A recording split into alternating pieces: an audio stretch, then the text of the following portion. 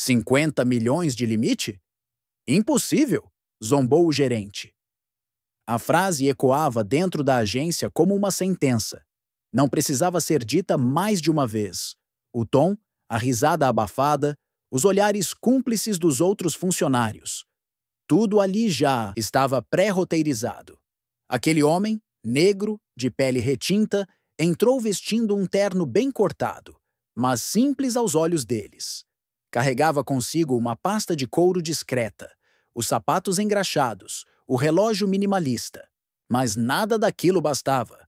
Para aqueles olhos treinados a subestimar, não importava o corte da roupa, nem o preço da caneta, nem o tom polido da voz. Importava a pele. E aquilo era o suficiente para o verem como menor. A agência estava lotada. Clientes esperando atendimento, crianças brincando nos corredores, o som metálico dos números de senha sendo chamados no painel. Mas dentro daquela sala de vidro, isolada por uma porta de correr, o ar parecia mais denso, quase viscoso. O gerente, um homem branco de meia-idade, cabelo grisalho bem penteado para trás, o olhava de cima. Não era só a postura física, era uma hierarquia invisível que ele acreditava dominar. Um território em que ele era o leão e o outro homem.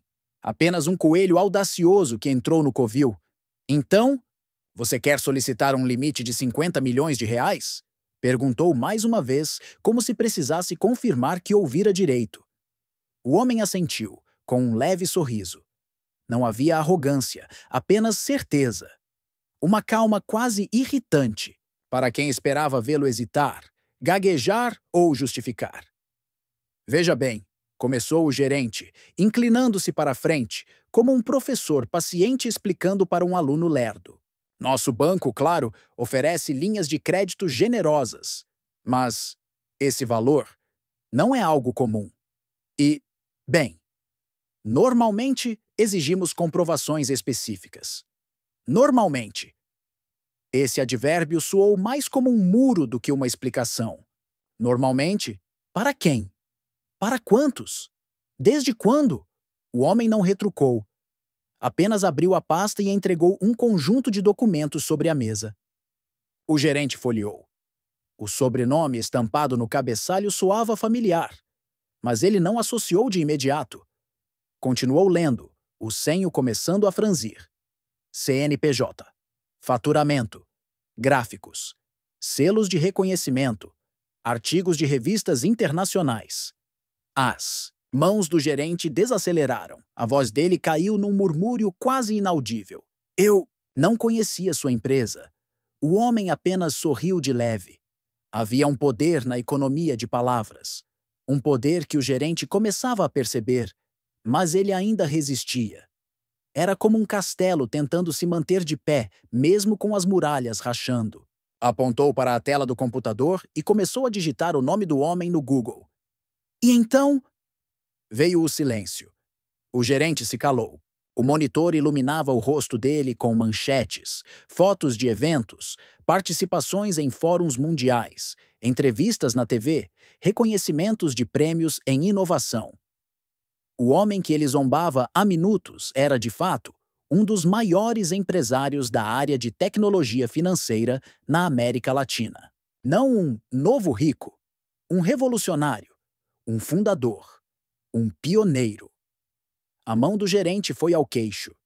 O ego dele desmoronava em silêncio. E ainda assim, parte dele relutava em aceitar. Porque racismo estrutural não se desfaz com manchetes. Ele gruda nas entranhas. Ele pigarreou, tentando recuperar o controle da situação. Tentou um sorriso falso. Ah, bem, isso muda algumas coisas. O homem apenas cruzou as pernas. Olhou para o gerente como quem espera que o outro termine de tropeçar nas próprias palavras. Porque naquele momento não era ele quem precisava provar algo. Era o sistema que precisava engolir o orgulho. E pela primeira vez, naquela agência, o gerente sentiu que o limite não era o crédito. Era ele próprio. Ele permaneceu alguns segundos em silêncio, observando o reflexo no vidro, o rosto cansado, os olhos que começavam a entender o que nunca quiseram enxergar. A agência funcionava como sempre, mas para ele nada mais era como antes. A rotina, os números, as metas, as campanhas de captação. Tudo parecia banal diante da verdade escancarada. Porque o homem que ele zombara não era a exceção. Era a prova viva de que as estruturas que ele acreditava sólidas estavam apodrecidas há tempos.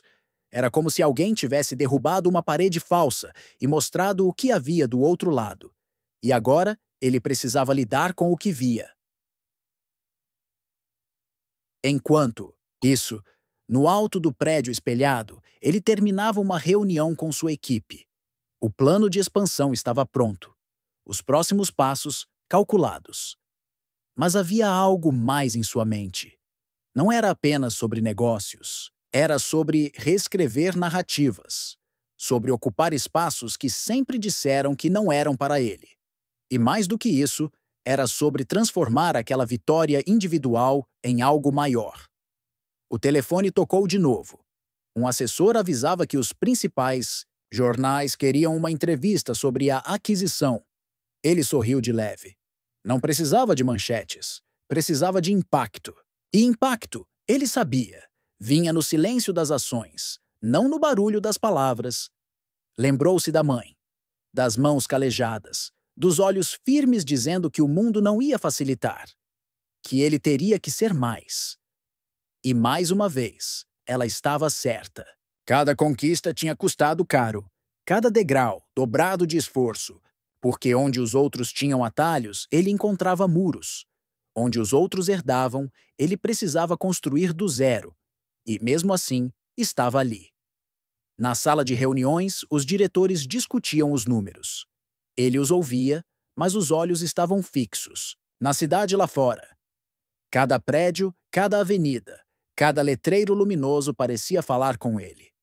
Não como conquistas, mas como territórios ainda a serem desbravados. Porque enquanto muitos achavam que ele já tinha vencido, ele sabia que a verdadeira vitória era abrir as portas para outros entrarem. Que de nada adiantava ser único no topo se a base continuava afundada. A voz do diretor regional veio pelo telefone de novo.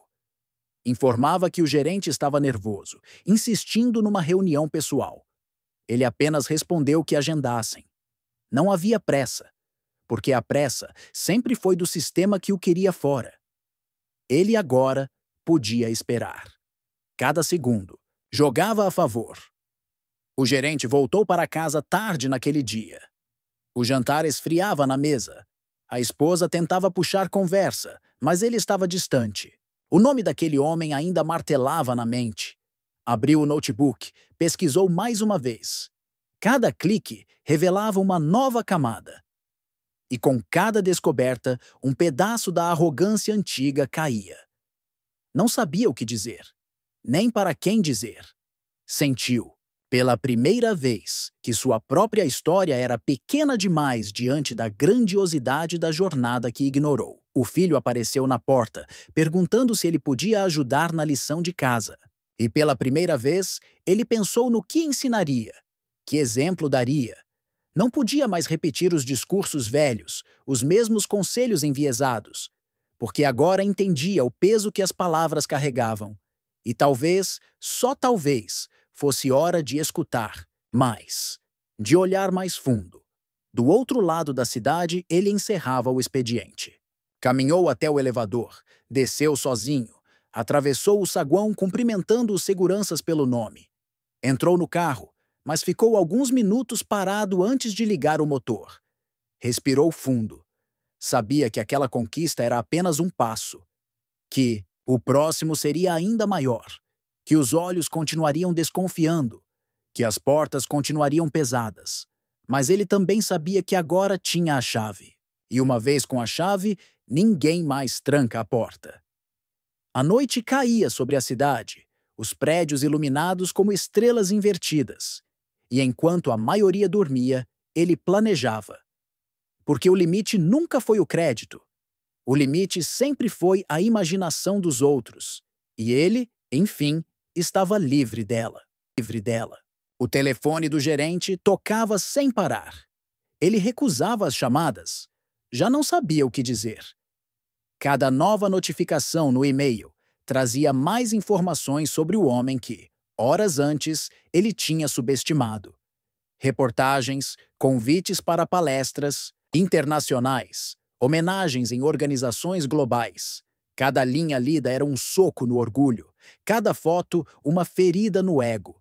Ele olhava para os prêmios pendurados na parede da própria sala, troféus por metas bancárias batidas, reconhecimentos internos. E pela primeira vez, tudo aquilo parecia ridiculamente pequeno. O mundo lá fora seguia. A agência bancária seguia. Mas ele estava paralisado no próprio passado. Um passado que, até ali, tinha sido confortável. Ele sabia exatamente o que esperar de cada cliente, de cada pedido, de cada rosto que entrava na agência. Era previsível. Era seguro. Era um terreno conhecido. Mas aquele homem havia quebrado o roteiro. Havia exposto a fragilidade do teatro inteiro. Do outro lado da cidade, o homem negro tomava um café na sacada do apartamento. Não era uma mansão espalhafatosa, nem um palácio dourado. Era um lar elegante, discreto, com paredes que contavam mais histórias do que quadros. Ele olhava a cidade como quem calcula. Como quem já viu os obstáculos e traça novos caminhos mesmo antes de surgirem. O telefone vibrava com mensagens de parabéns. Investidores, amigos, jornalistas, políticos. Todos queriam um pedaço da vitória. Mas ele sabia que muitos deles também duvidaram no começo. Sabia que os sorrisos de hoje eram os mesmos rostos fechados de ontem. Lembrou-se da juventude. Lembrou-se de quando foi parado pela polícia aos 17 anos, porque não parecia pertencer ao bairro onde caminhava. Lembrou-se da primeira vez que foi seguido no supermercado. Lembrou-se da entrevista de emprego em que foi rejeitado, sem sequer abrir a boca. Cada memória era um lembrete de que o mundo sempre lhe colocaria etiquetas antes de ouvir suas ideias.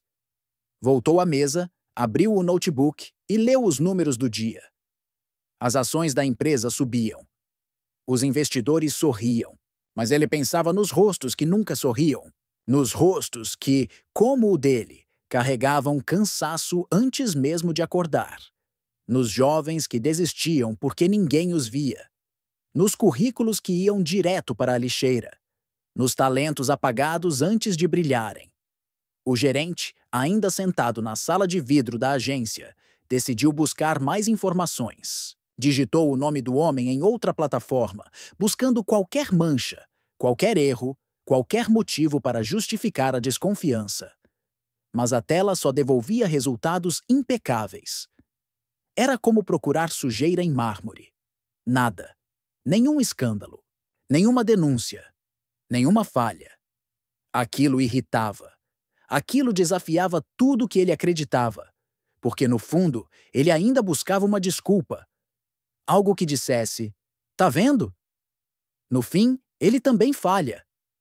No fim, ele também tropeça. Mas não, havia tropeço. Havia apenas uma história de resistência, de superação, de construção diária. O gerente foi para casa mais cedo. No caminho, ficou preso no trânsito. Observava os outdoors, os prédios, as pessoas apressadas. Cada rosto negro que cruzava pela janela agora o fazia pensar. Pensar no quanto não via, no quanto escolhia não ver. No quanto se acostumou a acreditar que certos lugares eram exclusivos. Em casa, a esposa perguntou se estava tudo bem. Ele balançou a cabeça, tentando dizer sim, mas o sim não vinha. Sentou-se no sofá e ligou a TV. Mudou de canal sem prestar atenção. Pegou o celular, abriu a pesquisa de novo. O nome dele ainda lá, brilhando, inalcançável. Fechou os olhos, enquanto, no topo do prédio espelhado, ele preparava a próxima reunião. As mãos firmes, os olhos atentos. Não havia espaço para relaxar. cada decisão tomada era pensada com o peso de quem sabe que não está sozinho, que carrega consigo a expectativa de muitos, que não representa apenas a si, mas um coletivo invisível, cansado de ser esquecido. O assistente entrou na sala. Disse que a imprensa aguardava. Ele suspirou, levantou-se, ajeitou o terno, caminhou até o auditório. Os flashes dispararam. As câmeras ligaram. O silêncio se fez. Ele respirou fundo e começou a falar, sem gritar, sem atacar, apenas contando a verdade. Uma verdade que incomodava porque não podia mais ser negada. Do outro lado da cidade, o gerente assistia pela TV. Olhava aquele homem no palco e via algo que nunca tinha visto antes. Poder sem arrogância. Grandeza sem prepotência. E acima de tudo, uma autoridade que não dependia de títulos ou cargos. Era algo mais profundo, mais inquebrantável. Quando a entrevista terminou, o gerente desligou a televisão. Permaneceu sentado por minutos, encarando o nada. Então pegou um papel e começou a escrever. Não sabia exatamente o que estava escrevendo. Talvez um pedido de desculpas. Talvez uma confissão. Talvez apenas um desabafo. Mas as palavras fluíam, sem filtro, sem defesa. No dia seguinte, o homem negro chegou cedo ao escritório. Havia uma carta em cima da mesa, deixada pelo assistente. Reconheceu o remetente. Leu devagar. Não havia ataque. Não havia justificativa.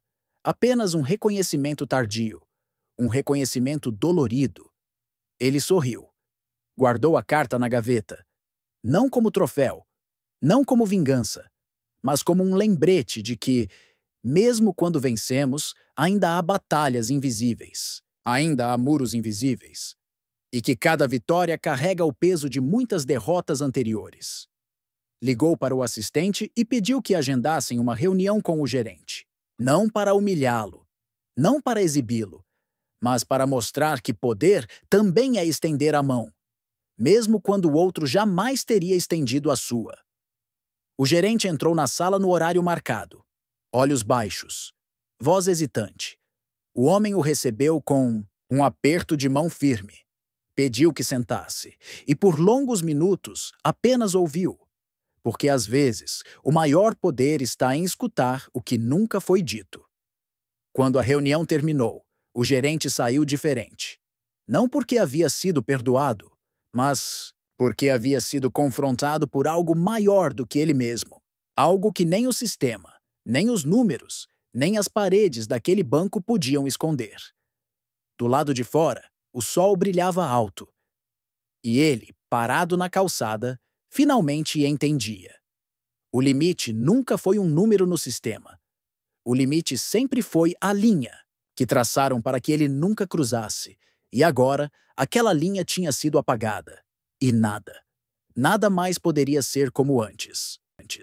O gerente voltou para a agência no dia seguinte, mas nada parecia como antes.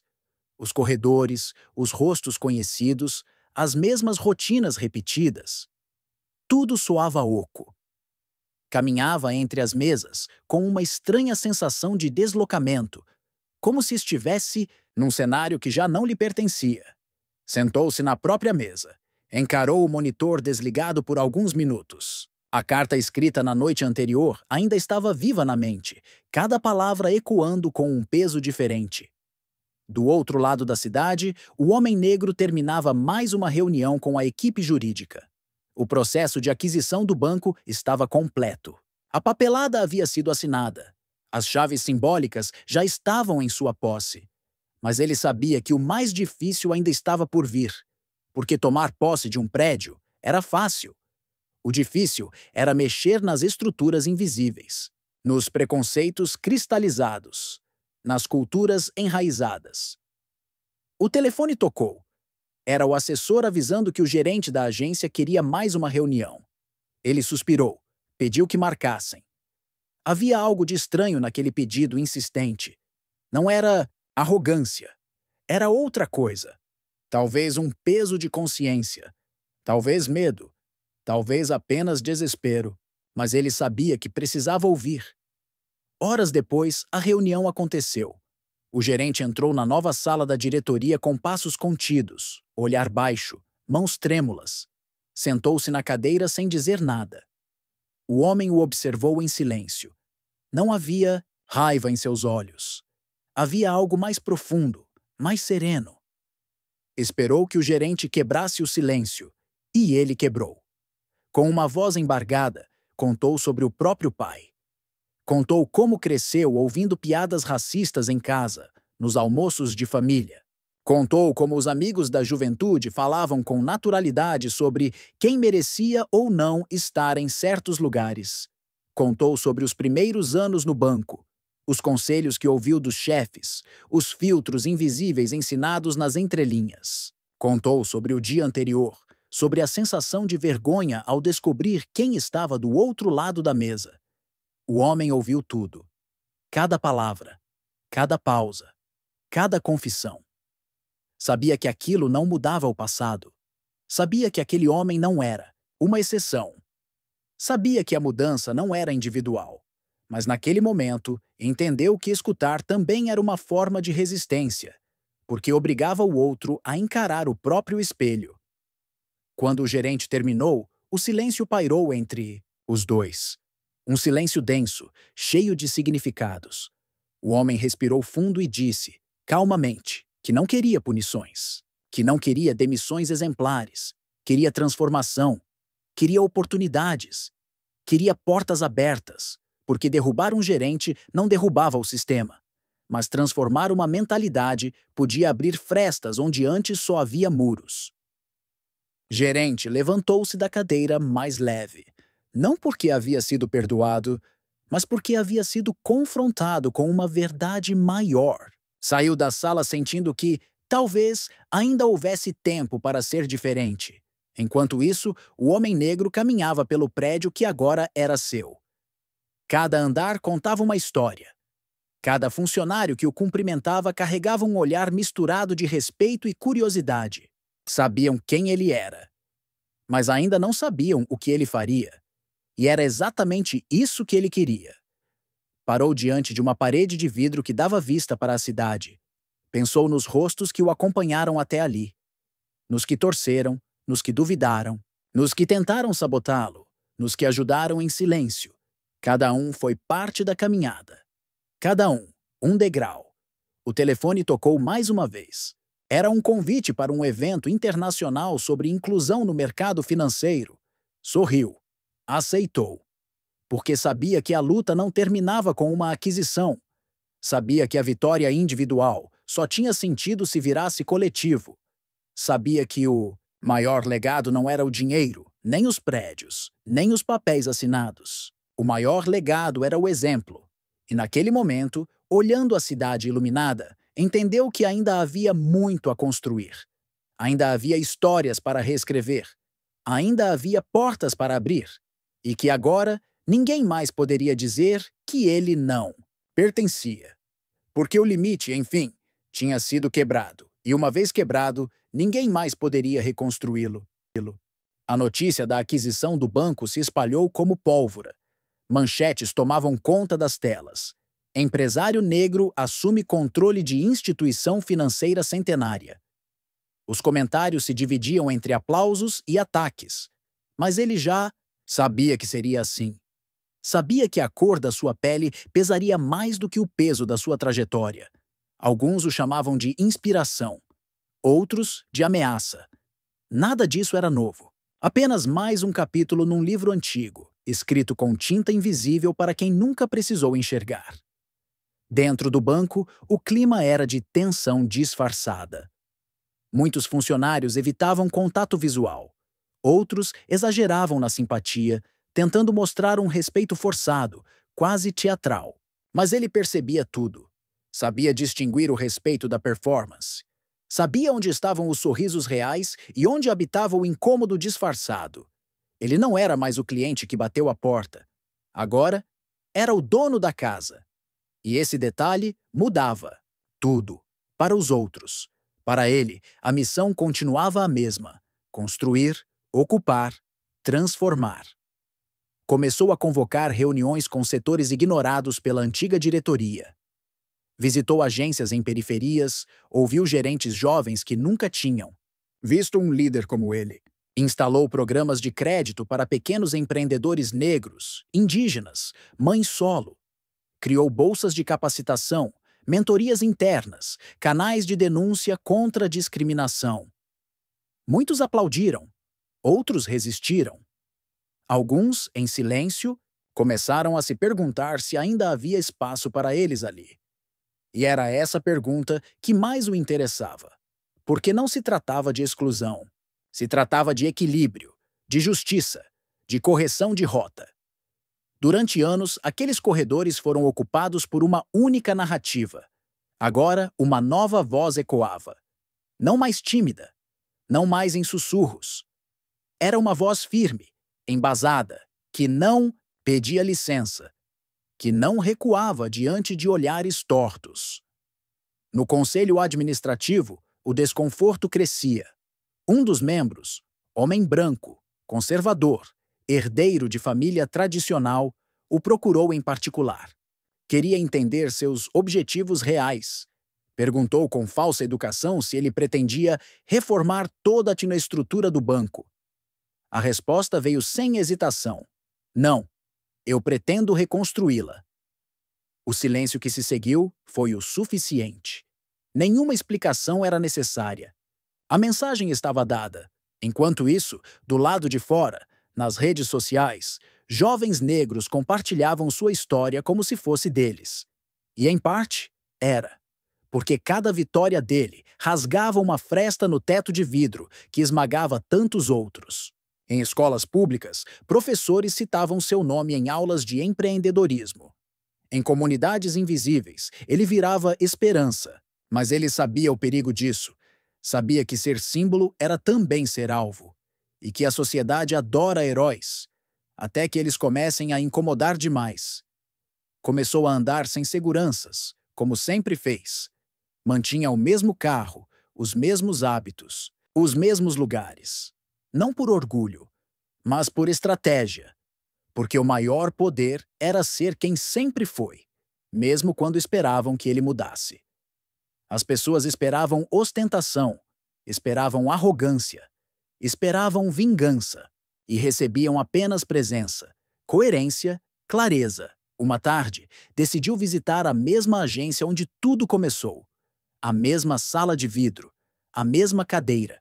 Mas agora, o gerente que o havia zombado estava diferente. Mais contido, mais atento, mais humano, talvez. Eles conversaram por longos minutos, sem acusações, sem discursos, apenas troca. E no fim da conversa, ele olhou nos olhos daquele homem e disse: "Lembra quando você riu?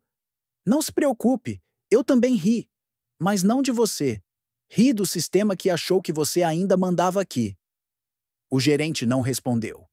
Apenas assentiu, porque ali, naquela frase, havia mais do que palavras. Havia um ajuste, uma devolução silenciosa, uma virada irreversível. Mais tarde, em casa, ele abriu um caderno antigo. Dentro, anotações de anos atrás. Ideias, metas, planos. Em letras pequenas, uma frase sublinhada. Chegar não é o fim, é o começo da responsabilidade. Leu aquilo com os olhos marejados. Sabia o peso que vinha junto com a conquista. Sabia que, agora, não podia falhar. Não por ele, mas por todos que vinham atrás. Os dias seguintes foram intensos. Cada decisão sua gerava reações. Alguns clientes conservadores fecharam contas.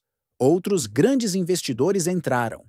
O banco se tornava mais forte, mais inclusivo, mais moderno, mas também mais visado. Ele era constantemente questionado, às vezes abertamente, às vezes nas entrelinhas, sempre com a mesma pergunta não dita.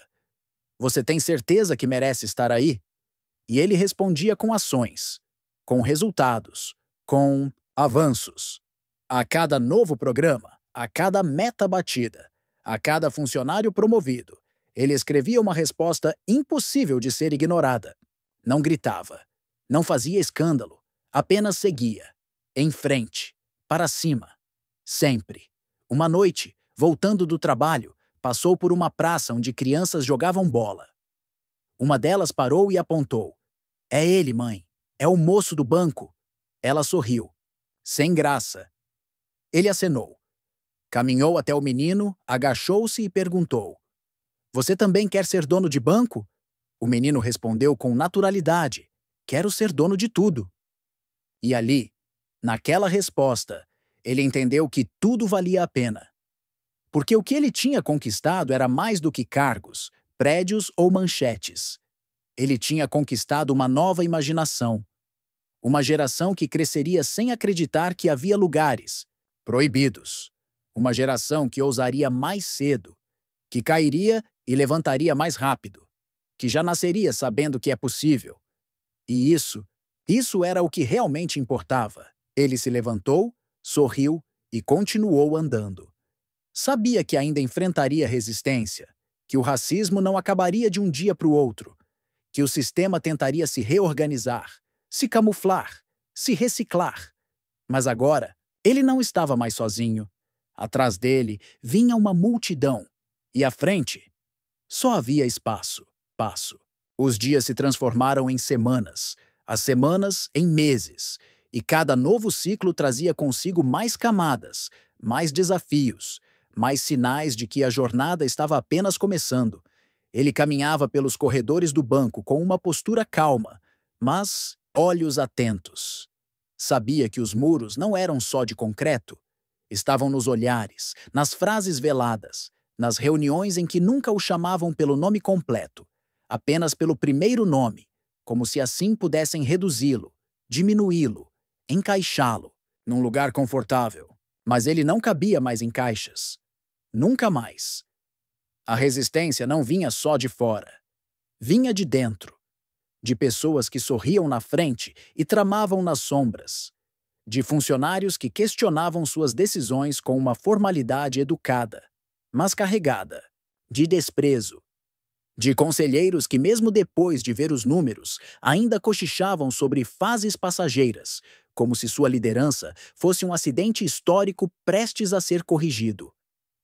Ele percebia tudo, mas não confrontava com gritos.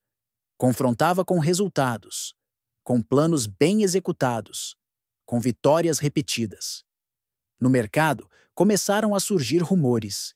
Diziam que ele estava mudando demais, politizando demais, mexendo onde não devia. Os jornais alternavam elogios e críticas, como se tentassem equilibrar a narrativa para não assustar demais, mas também não admirar demais. Ele sabia o jogo. Sabia que esperavam que ele tropeçasse, que desejavam um escorregão, para apontar e dizer, viu? Sabíamos que não era para ele. Mas ele caminhava firme. Não por arrogância, por necessidade. Uma manhã, recebeu um convite para falar numa universidade. O auditório estava lotado de jovens negros e negras, ansiosos, atentos, famintos por uma palavra que os libertasse. Ele subiu ao palco, olhou cada rosto e ficou em silêncio por longos segundos. Depois, disse apenas: Eu sou vocês no futuro. Vocês são eu no presente. Só há uma diferença. Eu demorei para acreditar. Vocês não precisam demorar. O auditório explodiu em aplausos. Mas ele sabia. O aplauso era bom, mas a mudança viria no que fariam depois de sair dali. De volta ao banco, uma crise interna estourava. Um diretor veterano havia sido acusado de discriminação. Documentos vazaram e, pela primeira vez, o sistema esperava para ver o que ele faria. Se protegeria os seus. Se fingiria que nada aconteceu. Se cederia à pressão. Mas ele não hesitou. Investigou. Confirmou. Demitiu. Sem carta branca. Sem acordos silenciosos. Sem privilégios. Aquilo ecoou como um trovão nos corredores. Aqui, não mais, foi a mensagem silenciosa. Muitos temeram. Alguns comemoraram. Mas todos entenderam. As regras haviam mudado. À noite, sentado sozinho no escritório vazio, olhou pela janela para a cidade iluminada. Pensou no pai que nunca conheceu, na mãe que se foi cedo demais para ver o filho conquistar o que conquistou, nos professores que duvidaram, nos amigos que desistiram, nos parceiros que ficaram pelo caminho. Cada memória era um degrau da escada que ele subira. Mas agora, no topo, ele percebia algo ainda mais importante. A escada não terminava ali. Precisava construir mais degraus. Precisava criar plataformas para outros subirem também. Decidiu criar um fundo de investimento exclusivo para jovens empreendedores de periferia. Anunciou publicamente. E naquele anúncio, mais do que dinheiro, entregou esperança. Plantou sementes, porque sabia que um império sem sucessores não era império, era ego. E ele não queria um trono solitário, queria uma mesa cheia. O antigo gerente da agência o procurou novamente, pediu uma nova conversa. Sentaram-se no mesmo escritório onde tudo havia começado. Dessa vez, o gerente falava menos, escutava mais. E ao final, num tom sincero, disse: "Eu não sabia o quanto estava cego." O homem sorriu, respondeu: "A maioria não sabe, mas poucos têm coragem de abrir os olhos." Na saída, cruzaram com um estagiário negro. O gerente cumprimentou-o pelo nome, com respeito genuíno. O homem observou aquilo em silêncio, e naquele pequeno gesto viu o reflexo de uma transformação. Não completa, não suficiente, mas real, tangível. Os anos passaram. O banco se tornou referência. As políticas de inclusão se multiplicaram. Os resultados financeiros seguiram fortes. E, mais importante, outras instituições começaram a imitar os modelos implantados ali. Porque mudança verdadeira não é apenas o que você faz, é o que você inspira nos outros a fazerem.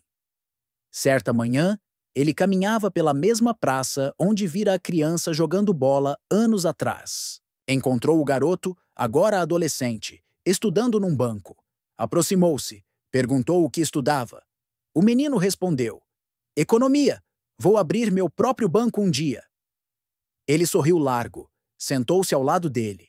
E por minutos apenas ouviram o silêncio da praça, as folhas balançando, o mundo girando. Ali, entendeu. O limite nunca esteve no crédito, nunca esteve na cor, nunca esteve nos números.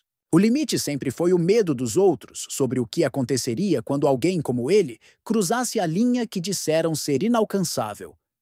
E agora ele olhava para trás e via. A linha havia desaparecido. E no seu lugar havia um caminho, aberto, livre, irreversível.